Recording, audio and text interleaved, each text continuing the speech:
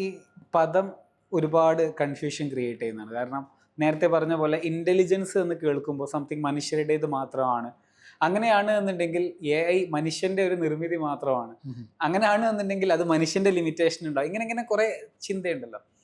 ഇവിടെ A I എന്ന് പറയുന്ന സമയത്ത് നമ്മൾ അതിനെ കുറച്ചും കൂടി ഈസിയർ ആയിട്ട് മനസ്സിലാക്കാൻ അത് പ്രഡിക്ഷനെ ചെയ്യുന്നുള്ളൂ.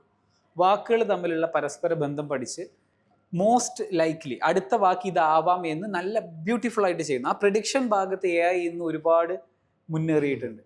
ബട്ട് ദെൻ എ ഐ എവിടെ നിന്ന് പ്രഡിക്റ്റ് ചെയ്യുന്നു? അതൊന്ന് ട്രെയിനിങ് ഡാറ്റയിൽ നിന്നാണ്, അഥവാ ഇതിന് ലഭ്യമായിട്ടുള്ള massive amount of training data.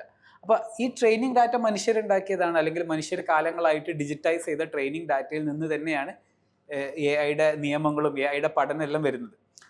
അടുത്ത ചോദ്യങ്ങൾ നേരത്തെ പറഞ്ഞതിൽ തന്നെയുള്ളതാണ്. അതായത് എന്താ വെച്ചാൽ ഈ പ്രെഡിക്റ്റ് ചെയ്യാൻ ഇതിൻ്റെ ഒരു കോണ്ടെക്സ്റ്റ് വേണമല്ലോ. അപ്പൊ അത് നമ്മൾ ചോദിക്കുന്ന ചോദ്യത്തിലെ വാക്കുകളിൽ നിന്നാണ് ഇത് എന്ത് ചെയ്യുന്നത്, ഈ പ്രെഡിക്റ്റ് ചെയ്യുന്നത്. അതായത് ഇയാളുടെ റിക്വയർമെന്റ് ഇന്നതാവാം, അങ്ങനെയാണെങ്കിൽ ഇയാൾ ഉദ്ദേശിച്ചത് ഇതാവാം, അപ്പൊ ഇതിന് ഇങ്ങനെ ഒരു ആൻസർ. എല്ലാം കോണ്ടെക്സ്റ്റുവലാണ്. ഇപ്പൊ ഞാൻ നിങ്ങളോട്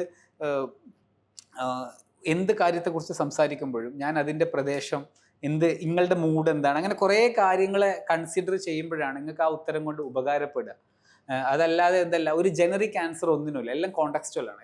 എല്ലാ ചോദ്യങ്ങളുടെയും ഉത്തരങ്ങൾ കോണ്ടെക്സ്റ്റുവലാണ്.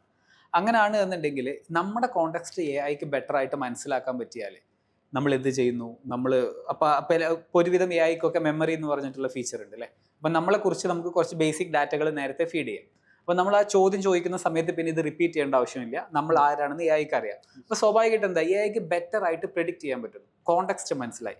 എന്തിൽ നിന്ന് പ്രെഡിക്റ്റ് ചെയ്യുന്നു? എ ഐയുടെ ട്രെയിനിങ് ഡാറ്റയിൽ നിന്നുള്ളതാണ്. അപ്പോൾ ഈ ട്രെയിനിങ് ഡാറ്റ കഴിഞ്ഞ കുറേ കാലങ്ങളായിട്ട് മനുഷ്യർ ക്രിയേറ്റ് ചെയ്തെടുത്തിട്ടുള്ള ഡിജിറ്റലി ഉള്ള ഡാറ്റയിൽ നിന്നാണ് ഇത് പ്രഡിക്ഷൻസ് മേക്ക് ചെയ്യുന്നത്. അപ്പോൾ ഇത് ഒരു ആസ് സച്ച് ഒരു മിത്തോ അല്ലെങ്കിൽ ഒരു സൂപ്പർ പവറോ ഒന്നുമല്ല. ഇത് ഒരു കുറച്ചും കൂടി ലാർജ് സ്കെയിലിലുള്ള കമ്പ്യൂട്ടേഷൻ സംഭവിക്കുന്നു. എന്നിട്ട് എന്താണ്, ഈ വാക്കുമായി ബന്ധപ്പെട്ട് വരാൻ സാധ്യതയുള്ള അടുത്ത വാക്ക് എന്ത് എന്നുള്ള ആ പ്രിഡിക്ഷൻ മാത്രമേ ഇവിടെ സംഭവിക്കുന്നുള്ളൂ.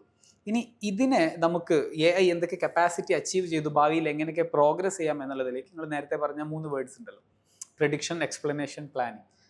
ഇതെന്താ വെച്ചാൽ പ്രഡിക്ഷൻ എന്ന് പറഞ്ഞു കഴിഞ്ഞാൽ ഇതാണ്. ഇപ്പോൾ പ്രഡിക്ഷനിൽ ഇന്നത്തെ എ ഐ മാസ്റ്റർ ചെയ്ത് കഴിഞ്ഞു. ഇന്നത്തെ എ ഐ സ്ട്രഗിൾ ചെയ്യുന്നത് രണ്ടാമത്തെ സ്റ്റേജിൽ എക്സ്പ്ലനേഷൻ എന്ന് പറഞ്ഞ കാര്യത്തിൽ. ഇപ്പോൾ പലരും തമാശ രൂപത്തിൽ കളിയാക്കുന്ന എ ഐ ടൂൾസിനെ കളിയാക്കുന്ന ഒരു കാര്യമുണ്ട്. ഇപ്പോൾ ഞാൻ റീസെൻ്റ്ലി സോഷ്യൽ മീഡിയയിൽ കണ്ടൊരു വീഡിയോ ആണ്. എന്താണെന്ന് വെച്ചാൽ എ ഐയോട് ഞാൻ വണ്ടി കഴുകാൻ പോകണം, അപ്പോൾ വണ്ടി നടന്നു പോകണോ അതോ വണ്ടി എടുത്തിട്ട് പോകണോ ചോദിക്കുന്ന സമയത്ത് 100 മീറ്റർ ദൂരത്തിലാണെങ്കിൽ നടന്നു പോകാൻ നല്ലത്, വണ്ടി എടുത്ത് പോകണ്ടല്ലോ. അപ്പോൾ വണ്ടി കഴുകാനാണ് പോകുന്നതെന്നുള്ള കോണ്ടെക്സ്റ്റ് എ ഐക്ക് അറിയാതെ എ ഐ അതിൻ്റെ മറ്റു ഭാഗങ്ങൾ എന്ന് വെച്ചാൽ അത് ഇൻ്റലിജൻ്റ് അല്ല, അത് പ്രഡിക്ഷൻ ആണ്. നമ്മൾ ഈ സിസ്റ്റംസിൻ്റെ ലിമിറ്റേഷനെ കുറിച്ച് നമുക്കൊരു ബോധം ഉണ്ടാവുക എന്നുള്ളതാണ് ഇത് ഉപയോഗിക്കുന്നതിൽ വേണ്ടുന്ന ഏറ്റവും അടിസ്ഥാനമായിട്ടുള്ള കാര്യം. ഇതൊരു ഒംനിപൊട്ടൻ്റ് ആയിട്ടുള്ള ഒരു ഗോഡ് ലൈക്ക് ക്രിയേച്ചർ ആയിട്ടൊന്നും നമ്മൾ കാണരുത്. ഇതിന് ഒരുപാട് ലിമിറ്റേഷൻ ഉണ്ട്. ആ തിരിച്ചറിവാണ് ശരിക്കും ഇതിൽ ഉപയോഗിക്കുന്ന സമയത്ത് നമുക്ക് ആദ്യം ഉണ്ടാവേണ്ടുന്ന കാര്യം. അതാണ് ഞാൻ എപ്പോഴും പറയാറുള്ളത്. ഇത് അറിഞ്ഞില്ല എന്നുണ്ടെങ്കിലുള്ള അബദ്ധം അതാണ്. അറിഞ്ഞില്ല എന്നുണ്ടെങ്കിൽ നമ്മൾ വിചാരിക്കും ഇതിനെല്ലാം അറിയാന്നുള്ളത്. ഇല്ല, ഇതിനെല്ലാം അറിയില്ല. സിനിമകളുടെ ഇൻഫ്ലുവൻസ് ഉണ്ട്. പിന്നെ നമ്മൾ എല്ലാത്തിനും ഹ്യൂമനൈസ് ചെയ്യും. ഇപ്പോൾ ഹ്യൂമനൈസ് ചെയ്യാന്ന് പറഞ്ഞപ്പോൾ നമ്മൾ മറ്റു വ്യക്തികളെ സ്വഭാവം അളക്കുക നമ്മൾ കണ്ട വ്യക്തികളുടെ സ്വഭാവത്തിൽ നിന്നാണ്. നമ്മൾ കണ്ട വ്യക്തികൾ ഗ്രീഡി ആണെന്നുണ്ടെങ്കിൽ എല്ലാ മനുഷ്യന്മാരും ഗ്രീഡിയാണ്. നമ്മൾ കണ്ടത് ഇടപെട്ടിട്ടുള്ളത് നല്ല മനുഷ്യന്മാരാണെങ്കിൽ സ്വാഭാവികമായിട്ട് നമ്മുടെ വേൾഡ് വ്യൂ നല്ല മനുഷ്യന്മാരായിരിക്കും എന്നുള്ളത്. ഇത് രണ്ടും ശരിയാവണമെന്നില്ല. ഇതിൻ്റെ ഏതെങ്കിലും ഒരു മിഡായിരിക്കും യാഥാർത്ഥ്യം എന്നുള്ളത്. അപ്പോൾ എ ഐയെ കുറിച്ചിട്ട് നമ്മുടെ എല്ലാ അണ്ടർസ്റ്റാൻഡിങ്ങും വരുന്നത് സിനിമകളിൽ നിന്നാണ്, അല്ലെങ്കിൽ നമ്മൾ ഇന്ന് പരക്കെ കാണുന്ന മാസ് മീഡിയ എന്നാണ് നമ്മുടെ എല്ലാ ഇൻഫ്ലുവൻസ്. അപ്പോൾ സ്വാഭാവികമായിട്ടും തെറ്റിദ്ധരിപ്പിക്കപ്പെടാനുള്ള സാധ്യതകൾ വളരെ കൂടുതലാണ്. അപ്പോൾ ഞാൻ നേരത്തെ പറഞ്ഞത് കംപ്ലീറ്റ് ചെയ്യുക. അതായത് ഈ പ്രഡിക്ഷൻ സ്റ്റേജിൽ എ ഐ ഇന്ന് അടിപൊളിയായിട്ട് ചെയ്യുന്നുണ്ട്. അതിനാണ് ഈ ഡാറ്റാ സെന്ററുകളൊക്കെ ഉണ്ടാക്കുന്നത്. കമ്പ്യൂട്ടിംഗ് ആണ് നടക്കുന്നത്. മാത്തമാറ്റിക്കൽ ഇക്വേഷൻസിലൂടെ ഈ വാക്കുകൾ തമ്മിലുള്ള പരസ്പര ബന്ധത്തെ പഠിച്ച് അത് അടിപൊളിയായിട്ട് ഇപ്പോൾ ഇന്ന് പ്രഡിക്റ്റ് ചെയ്യുന്നുണ്ട്. ആ ലെയർ എ ഐ മാസ്റ്റർ ചെയ്ത് കഴിഞ്ഞു. പക്ഷെ രണ്ടാമത്തെ ലെയർ, ഞാൻ ഈ വാഷിങ്ങിന് കാറ് കൊണ്ടുപോകുന്ന പ്രോബ്ലം പറഞ്ഞല്ലോ, ഇവിടെ വേണ്ടത് അണ്ടർസ്റ്റാൻഡിങ് ആണ്. അല്ലെങ്കിൽ എന്താണ് ആ സിറ്റുവേഷൻ എന്നുള്ള കോണ്ടെക്സ്റ്റുവൽ അണ്ടർസ്റ്റാൻഡിങ് പ്രോപ്പറായിട്ട് ഉണ്ടാവണം. അത് ഇന്ന് എ ഐ ഇന്നും സ്ട്രഗിൾ ചെയ്യുന്ന ഒരു ഏരിയ ആണ്. അതായത് ഒരു വസ്തു എന്തുകൊണ്ട് സംഭവിക്കുന്നു എന്ന് അതിൻ്റെ യഥാർത്ഥ അർത്ഥത്തിൽ ഉൾക്കൊണ്ട് എക്സ്പ്ലെയിൻ ചെയ്യാനുള്ള ഒരു എബിലിറ്റി എ ഐ നിലവിൽ അച്ചീവ് ചെയ്തിട്ടില്ല. എ ഐ ഇപ്പോഴും പ്രഡിക്റ്റ് ചെയ്യുന്നേ ഉള്ളൂ. ആ പ്രഡിക്ഷൻ ഒരു ഏറെക്കുറെ ശരിയാവുന്ന കൊണ്ട് എ ഐക്ക് അത് അറിയാമെന്ന് നമ്മൾ കരുതുന്നു. പക്ഷെ എ ഐ യഥാർത്ഥത്തിൽ ഒന്നും ഉൾക്കൊള്ളുന്നില്ല. അപ്പോൾ എ ഐക്ക് അത് എക്സ്പ്ലെയിൻ ചെയ്യാനുള്ള എബിലിറ്റി അച്ചീവ് ചെയ്യുന്നേ ഉള്ളൂ.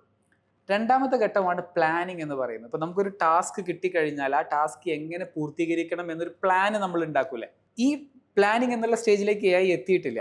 Once A I planning master ചെയ്താൽ, എക്സ്പ്ലനേഷൻ മാസ്റ്റർ ചെയ്താൽ ഒരു സിറ്റുവേഷൻ എക്സ്പ്ലെയിൻ ചെയ്യാൻ കഴിഞ്ഞാൽ പിന്നെ അടുത്തത് ആ സിറ്റുവേഷനെ പ്ലാൻ ചെയ്യാൻ കഴിയും. അപ്പോൾ ഓട്ടോമാറ്റിക്കലി പ്ലാനിങ്ങിലേക്ക് എത്തിക്കഴിഞ്ഞാൽ സ്വാഭാവികമായിട്ടും പിന്നീട് എ ഐക്ക് ചെയ്യാൻ കഴിയുന്ന എബിലിറ്റികൾക്ക് ഒരു വൈഡ് റേഞ്ച് ഓഫ് പോസിബിലിറ്റീസ് ഉണ്ടാവും. അപ്പോൾ എ ഐ ഇന്നും ഒരുപാട് ലിമിറ്റഡ് ആണ്. അതിനൊരു മിത്തിക്കൽ ക്രിയേച്ചർ ആയിട്ടൊന്നും കാണേണ്ട ആവശ്യമില്ല. ഈ അണ്ടർസ്റ്റാൻഡിങ് ആണ് എ ഐ കാര്യത്തിൽ ഏറ്റവും ഇമ്പോർട്ടൻ്റ് എന്നാണ് എനിക്ക് തോന്നുന്നത്.